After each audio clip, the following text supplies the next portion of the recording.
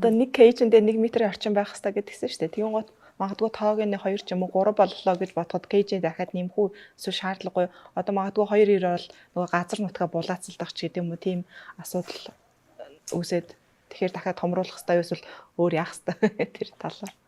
Тэгээ 2 тижээж байгаа тохиолдолд азна л да харна л да ер нь гайгүй болцохоор байна уу би биэндээ ижилсээ тасчихаар байна уу аль эсвэл бүр ингээд зодтолдоод газар нутгаа булаацалтаад байл ер нь тэгэл салгасан нь л дээр тийм ер нь бол 2 усанхаа дор хаяж 2 усанхаа байх хэрэгтэй. Тэгээ дор хаяж 1 м квадрат. За нэг 3 болоод 4 болоод ихсэнгүүтээ яг тод толгоогоор нь тод толгооноос нь хамаарад кж-ийг нэг ойролцоогоор 20%-аар нэмээд явчих. Тийм сонголт бол байгаа. Өөр ганцаарнгаар нь тэжээвлэхээр уйддаг болов. Яа миний хувьд усанхаас ганцаар тижээжсэн. Тэгээ би өөрөө тэгээд усанхаа цагийг аягүй одоо өнгөрөөдөг байсан гэсэн өдрөө идэвхтэй цагаар нь гаргаж ирээд өөрөө аягүй их ингэж харьцдаг байсан. Тэгэхээр ингээд усанхаа ганцаардах нь бол гайгүй хүн сайн ингээд хүүхд ингээд өөрөө сайн харьцаад байвал гайгүй.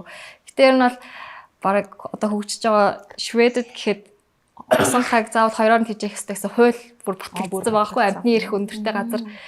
Тэгэхээр ер нь бол усанхааг ганцаар нь байлгаж болохгүй.